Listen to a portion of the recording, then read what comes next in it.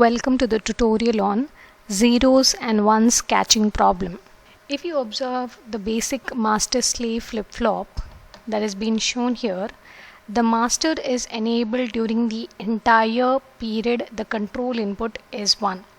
So this will result in zeros and ones catching. To avoid the signals on the information lines, what we do is we restrict from changing during the time the master has been enabled. Also, there will be a delay in the output because the master state is established during the positive edge and transferred to the slave on the negative edge of the clock. Before we get into the solution to the zeros and ones catching problem, let us in detail understand as to how the zeros catching and ones catching occurs using the timing diagram. So here we have a response to illustrate the zeros catching.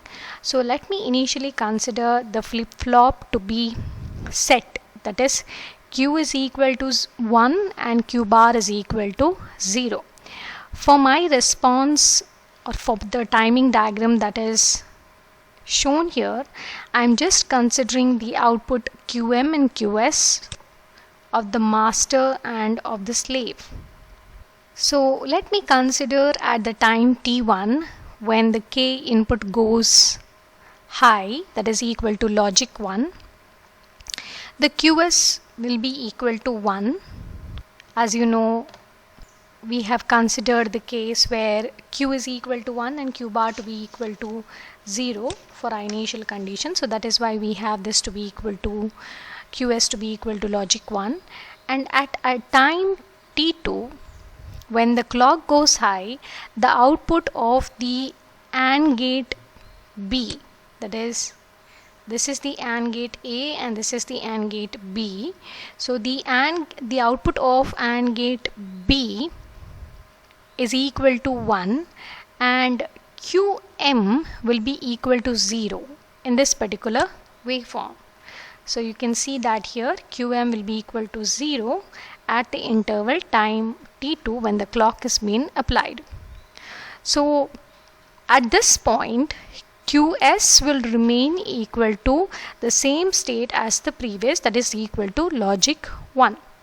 Whereas at the time T3 the J input goes high, that is input 1, and since QS bar, that is if you observe here, since QS bar is equal to logic 0, the output of the first AND gate A is equal to 0 and J is equal to 1, K is equal to 0, and the output will be unrecognized. There is no change. The output is unrecognized. So what happens is that at this particular time the slave will reset at the falling edge of the time T4, and this is called as the zeros catching. So initially when at the time T3 when J was equal to 1, the output was unrecognized, whereas when the slave will reset as soon as the clock switches from logic 1 to logic 0. So that is why this is called as the zeros catching. So let me explain how ones catching occurs. So for this, let me consider initially the flip-flop is in the reset condition, that is Q is equal to 0 and Q bar is equal to 1. So at the time T1 J input goes logic 1, and at the time T2 when the clock goes to logic 1, the QS bar which is present here in the master slave flip-flop will be equal to 1 and the output of the AND gate A, that is the first AND gate, will be equal to logic 1. The master will set the output QM to be equal to 1, whereas QS is still at logic 0, and this will keep the AND gate B disabled when k is equal to 1 at t3.